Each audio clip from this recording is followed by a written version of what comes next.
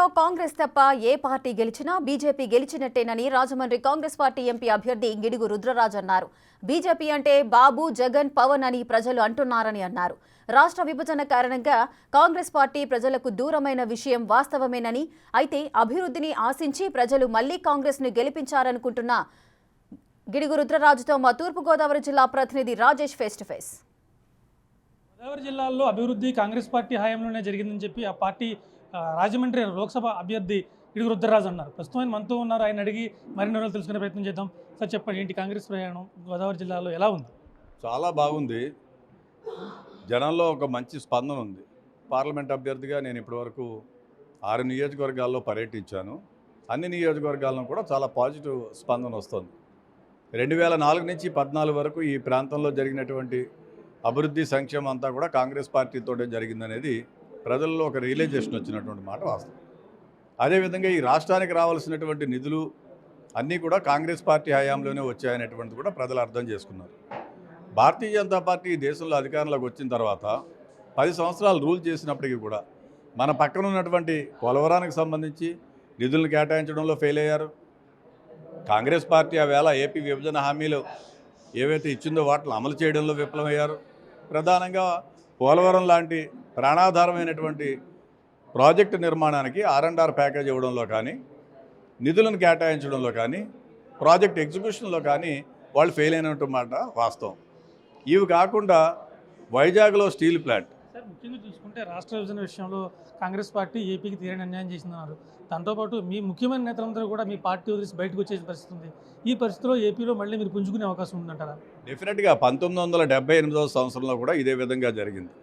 ఇందిరాగాంధీ గారు కాంగ్రెస్ పార్టీ విభజన తర్వాత జరిగినటువంటి ఎన్నికల్లో ఈ రాష్ట్ర ప్రజలు పెద్ద ఎత్తున ఇందిరాగాంధీ గారిని స్వాగతించారు. నాయకత్వం అనేటువంటిది మేబీ వన్ ఫ్యాక్టర్. ప్రజలలో కాంగ్రెస్ పార్టీ ఎడలో ఉన్నటువంటి భావన, ఇందిరమ్మ చేసినటువంటి అభివృద్ధి సంక్షేమ కార్యక్రమాలు, గడిచినటువంటి 65 సంవత్సరాలుగా కాంగ్రెస్ పార్టీ ఆధ్వర్యంలో జరిగినటువంటి అభివృద్ధి సంక్షేమ ఫలాలు అవన్నీ కూడా ప్రజలకు తెలుసు. ఎందుకంటే ఇప్పుడు ఒక సెంటు భూమి ఇవ్వడానికే ఎన్నో ఇబ్బందులు పడుతున్నటువంటి జగన్మోహన్ రెడ్డి, కాంగ్రెస్ పార్టీ 5 కుంచాలు ఎకరం భూమి కూడా పేదవాళ్ళకి ఇచ్చినటువంటి పరిస్థితి. ప్రధానంగా ట్రైబల్ ఏరియాలో అయితే ఇంకా ఎక్కువ ఇచ్చినటువంటి పరిస్థితి.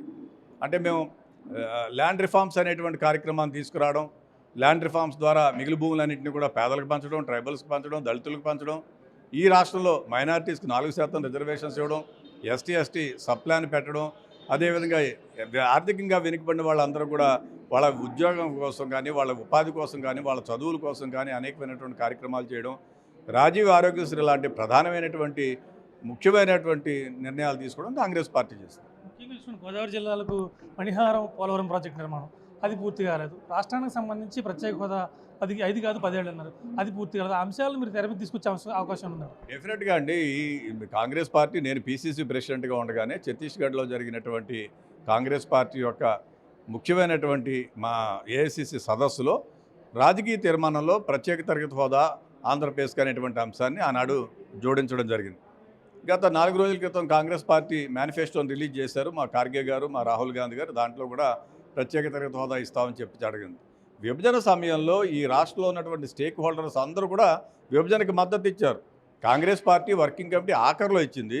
చంద్రబాబు నాయుడు గారు యనమల రామకృష్ణ గారి కమిటీ అధ్యక్షతన చైర్మన్గా వేసి దాంట్లో వారు తీర్మానం చేశారు. జగన్మోహన్ రెడ్డి గారు ఆర్టికల్ 3 ప్రకారం చేయొచ్చు అని చెప్పారు. రాష్ట్రంలో ఒక CPI-M తప్పించి మిగిలిన వాళ్ళందరూ కూడా విభజనకి సరే అన్నారు. దాని తర్వాత కాంగ్రెస్ పార్టీ నిర్ణయం తీసుకుంది. కాంగ్రెస్ పార్టీ వర్కింగ్ కమిటీ తీసుకున్నటువంటి నిర్ణయం ప్రకారం చేయడం జరిగింది. దానితో పాటు హైదరాబాద్ క్యాపిటల్ లాంటి క్యాపిటల్ని కోల్పోతున్నాం కాబట్టి, సర్ప్లస్ రెవెన్యూని కోల్పోతున్నాం కాబట్టి ఇక్కడ మనకి చాలా ప్రాణాధారమైనటువంటి పోలవరాన్ని ఇవ్వడం జరిగింది. దాంతోపాటు 5 లక్షల కోట్ల రూపాయలు విలువైనటువంటి అనేకమైనటువంటి ప్రాజెక్టులు ఇవ్వడం జరిగింది.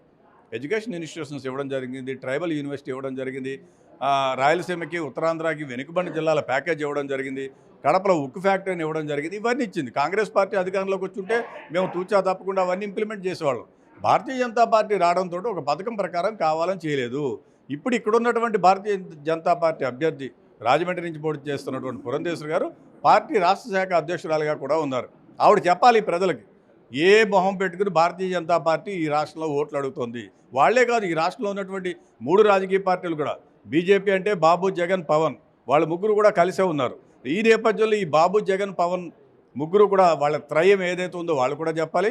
అదేవిధంగా లోక్సభలో జరిగినటువంటి రాజ్యసభలో జరిగినటువంటి 16 బిల్లులకు సంబంధించి జగన్మోహన్ రెడ్డి గారి పార్టీ వైఎస్ఆర్సీపీ పార్టీ భారతీయ జనతా పార్టీని సమర్థించింది. ఉపరాష్ట్రపతి ఎన్నికల్లో చేసింది, రాష్ట్రపతి ఎన్నికల్లో చేసింది, అనేకమైనటువంటి కీలక బిల్స్లో చేసింది. కాబట్టి వాళ్ళు కూడా కలిసే ఉన్నారనేది మేము చెప్తున్నాం. రాజమండ్రి పార్లమెంటు పరిధిలో ఇంచుమించు 7 కాన్స్టిట్యూన్సీలు తిరుగుతూనే ఉన్నారు మీరు. అక్కడ ఎలాగుంది గ్రౌండ్ లెవెల్లో మీ కేడర్ ఎలాగుంది? కొంత డిస్టర్బ్ అయిన మాట వాస్తవమా కాదా? ప్రజెంట్ మీ రాజమండ్రి ఎంపీగా గెలిచే అవకాశాలు ఉన్నాయి? డెఫినెట్గా అండి. అంటే జనం ఆశీర్వదిస్తే నాయకత్వం అనేటువంటిది ఒక ఇష్యూ. విభజన తర్వాత కాంగ్రెస్ పార్టీ దెబ్బతిన్న మాట వాస్తవం. ఫ్యాక్ట్స్ ఆర్ ఫ్యాక్ట్స్, మనం ఒప్పుకోవాలి, అంగీకరించాలి. అయితే ఇప్పుడున్నటువంటి పరిస్థితుల్లో ప్రజలందరూ కూడా సానుకూలంగా ఉన్నారు. తప్పనిసరిగా కాంగ్రెస్ పార్టీ ఈ పూర్వ వైభవాన్ని సంతరించుకుంటుంది. ఎందుకంటే జరిగినటువంటి అభివృద్ధి అంతా మేము చేసాం. నన్నయ్య యూనివర్సిటీ కాంగ్రెస్ పార్టీ పెట్టింది, రాజమండ్రి ఎయిర్పోర్ట్ ఆధునీకరణ కాంగ్రెస్ పార్టీ పెట్టింది, రైల్వే స్టేషన్లో ఈస్ట్ గేటు కాంగ్రెస్ పార్టీ పెట్టింది, గమన్ బ్రిడ్జి కాంగ్రెస్ పార్టీ ఏర్పాటు చేసింది. ఈ పార్లమెంట్లో 6 ROBలు కాంగ్రెస్ పార్టీ ఏర్పాటు చేసింది. ఇందిరమ్మ ఇళ్ల లాంటి పథకాలను తీసుకురావడం కానీ, శాటిలైట్ సిటీలో మనం అనేకమైనటువంటి అభివృద్ధి సంక్షేమ కార్యక్రమాలు కానీ ఇవన్నీ కాంగ్రెస్ పార్టీ చేసింది. సో డెఫినెట్గా ప్రజలైతే 2004 నుంచి 2014 వరకు నేను ఉదయం రంజాన్ పర్వదినం సందర్భంగా ప్రార్థనలు చేయడానికి వెళ్ళాను ఈద్గా దగ్గరికి. 2 కోట్ల రూపాయలతోటి రాజమండ్రి పరిసర ప్రాంతాలలో ఉన్నటువంటి ప్రార్థనా మందిరాలు, ముస్లిమ్స్కి సంబంధించినటువంటి ప్రార్థనా మందిరాలు రిపేర్ చేయడం కానీ, ఏర్పాటు చేయడం కానీ, వాళ్ళకి సంబంధించినటువంటి అభివృద్ధి సంక్షేమం కోసం కానీ 2 కోట్ల రూపాయలు ఆనాడు కాంగ్రెస్ పార్టీ ఏర్పరిచినటువంటి పరిస్థితి. సో డెఫినెట్గా షాదీఖానాలు ఏర్పాటు చేయడంలో కానీ, లేకపోతే ఈద్గాలకి రిపేర్స్, రెనోవేషన్స్ ఏర్పాటు చేయడం కానీ ఇవన్నీ కాంగ్రెస్ పార్టీ చేసింది. సో డెఫినెట్గా ప్రజలందరూ అర్థం చేసుకుంటున్నారు. వచ్చేటువంటి పార్లమెంట్ ఎన్నికల్లో రాజమండ్రి నుంచి పోటీ చేస్తున్నట్టు నన్ను, నాతో పాటు 7 అసెంబ్లీ నియోజకవర్గాలకి పోటీ చేస్తున్నటువంటి కాంగ్రెస్ పార్టీ అభ్యర్థిని తప్పనిసరిగా ఆశీర్వదిస్తారు. అదేవిధంగా మా నాయకుడు రాహుల్ గాంధీ గారు, అదేవిధంగా మల్లికార్జున ఖార్గే గారు, షర్మిలారెడ్డి గారి నేతృత్వంలో తిరిగి ఈ రాష్ట్రంలో కాంగ్రెస్ పార్టీ పూర్వవైభవాన్ని సంతరించుకోబోతోంది. మొత్తం చూసుకుంటే కాంగ్రెస్ పార్టీ చేసిన అభివృద్ధి మళ్ళీ ఇక్కడ గోదావరి జిల్లాలో కాంగ్రెస్ పార్టీని అధికారంలో తీసుకొస్తాయి ఖచ్చితంగా. ముఖ్యంగా చూసుకుంటే రాజమహేంద్రవరం పార్లమెంట్ పరిధిలో ఉన్న 7 అసెంబ్లీ కాన్స్టిట్యూన్సీలో కూడా తిరిగాను. ఖచ్చితంగా కాస్త కేడర్ డిస్టర్బ్ అయిన మాట వాస్తవమే. ప్రజలు కాస్త ఆలోచిస్తారు. ఈసారి మాత్రం 2024 ఎన్నికల్లో ఖచ్చితంగా కాంగ్రెస్ పార్టీకి మంచి మద్దతు ఇచ్చి ఖచ్చితంగా గెలిపిస్తారని చెప్పి రుద్రరాజు అయితే ధీమా వ్యక్తం చేసిన పరిస్థితి. కేవలం రవిశంకర్తో రాజేష్, బిగ్ టీవీ, రాజమహేంద్రవరం.